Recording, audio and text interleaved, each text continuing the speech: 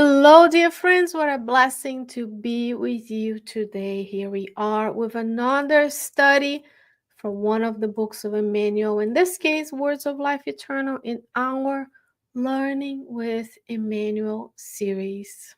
Today's message is about helping others. So today's message is from message 11 or chapter 11 that Emmanuel titled Let Us Help Also. So today's invitation in this month of November is for service.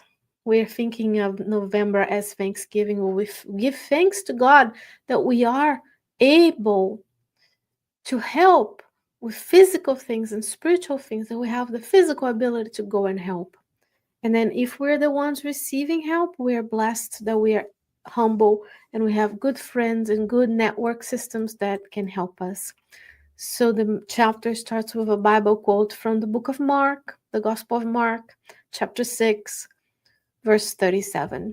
Quote, "He answered and said unto them, Give ye them to eat." Jesus. On many occasions, we ask the spiritual benefactors to perform certain services, which above all are opportunities for work that the Lord, ever selfless and vigilant, offer us. Sometimes we ask the spirits, please, spirits, give me this, please, spirits, give me that, right? He's saying, above all, our opportunities is opportunity for service. And the Lord is ever selfless and vigilant. So Jesus is selfless. He helped create this planet almost 5 billion years ago, right? 4.5 billion years ago. He's been caring for the planet, for the beings in the planet until the planet was able to harbor life. And then after that, the evolution of life that has culminated to what we have today. And his messengers are working for us selflessly. But he's also vigilant because he knows that the evil forces can take over. And what's evil is the lack of good. Evil is when we don't fulfill the divine laws, we incarnate evil. There's no neutral. Either we are following the laws or we're not. And there are consequences for each of those choices, right? We make our plea in these various situations that call for charity, right? We ask for things. So those are the things he's going to list that you and I ask. The sick person of a certain street, a needy relative, an obsessed sufferer nearby, the neighbor's home that is in conflict, the companion bound to the bed, and the friend undergoing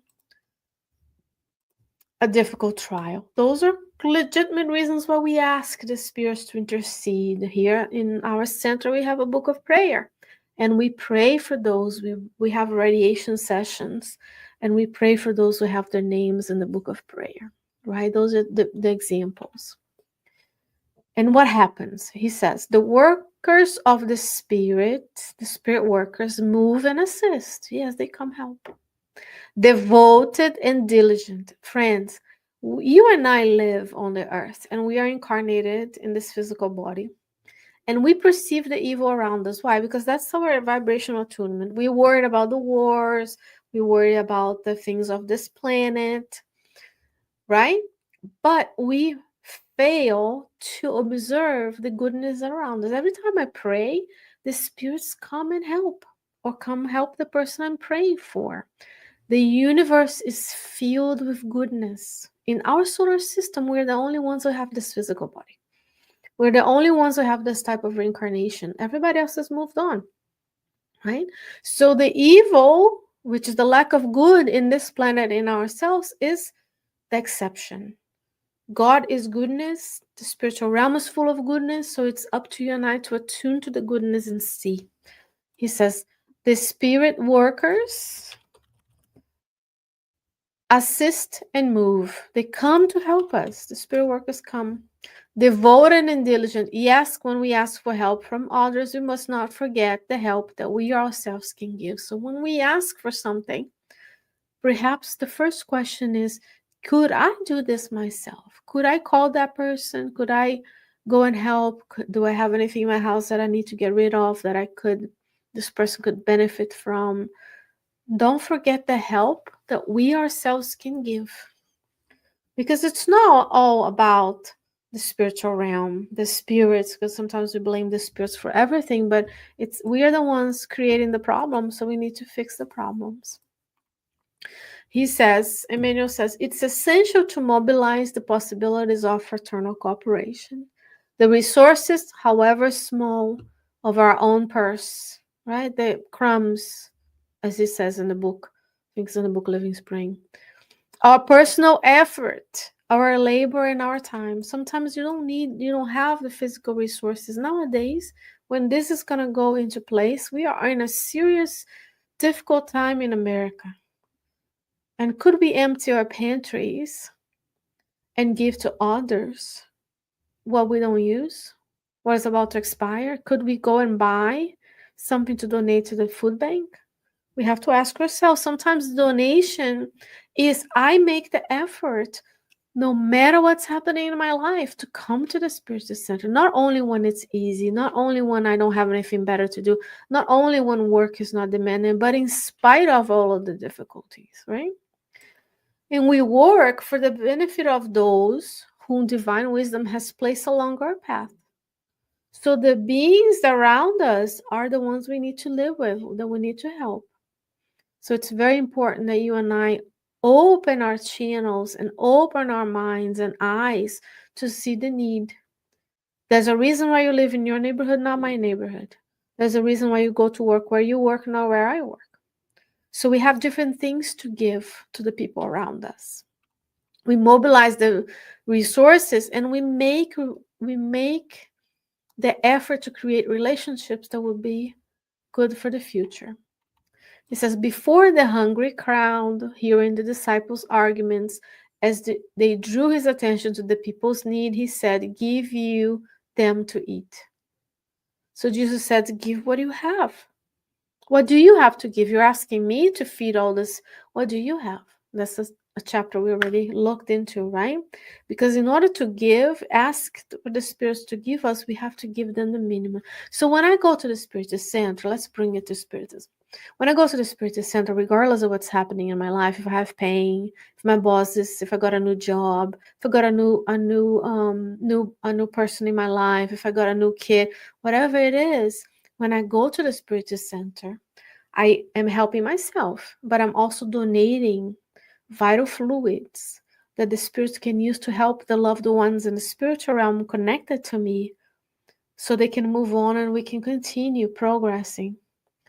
So I am a donor when I go, regardless. But if I let whatever is going on in my life to interfere with my commitment to the spiritual study, I'm allowing the obsessors to win. I'm allowing my lower inner attunement with the spirits who don't want us to progress to win. So let's think about it. So how many loaves do you have inside of yourself to give already? We have a lot. See, the resources, however small, of our purse, of our personal effort, of our labor, and our time. The disciples gathered a small portion of food before the master multiplied it. So the master didn't create bread out of nowhere. He gave the spiritual resources. Imagine a pure spirit on the earth. What is his ability to operate within the spiritual fluids to create matter? Because that's what he did when he created the planet. He's been planning to create matter all over. That's what superior spirits do.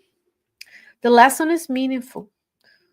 So when we ask for something, let's ask the right way. And he says, it is not enough to ask for heaven's intervention on behalf of others with eloquent words, merely to fulfill our Christian duty, right? When we say beautiful prayers for everybody, but we're not raising up our sleeves to do the work that is needed to spread the good news, which is service. Because Jesus came, what did he do? He never said, oh, when my work as a carpenter get better, I will preach. When my boss is less demanding, when my family stops bugging me, I will go. No, he was there serving. That's all we need to do. Above all, we must do our part, which lies within our reach. So God and Jesus is not they're not asking us to do more than we can. He's asking us to do our part, which is your talents. How many talents do you have? Plenty. You have talents that you can donate to others. If nothing, you have 2 ears and one mouth. The talent is listen more than we speak. So that's the person who is talking right now. But at work, at home, maybe we listen more than we talk. So that good may be accomplished and we may attune ourselves to the power of eternal goodness. So good can reign on this planet. You and I need to do our part. And our peaceful societies start at home. My home is peaceful. I know my place. I'm giving to those beings next to me the most I can. I'm creating the next generation and leading them to God. That's in the gospel according to Spiritism. I'm pruning the lower vibrations in them, the lower um, habits. I'm building new habits of service, leading them to God because Jesus is service. Jesus was our guide and our model. So he modeled the behavior and he's guiding us to God. So let's do as he does. So the good may be accomplished on the earth, we must do our part. So what is our part today? To pray, to meditate, to get to know ourselves, to go to the psychologist, to take care of our nutrition, to take care of our loved ones, to help the ones around us, so on and so forth. So, dear friends, it's always a blessing to bring to you these messages. And I hope that with you, I can be another time, God willing. I'll be back with you soon. You have a blessed day. Bye bye.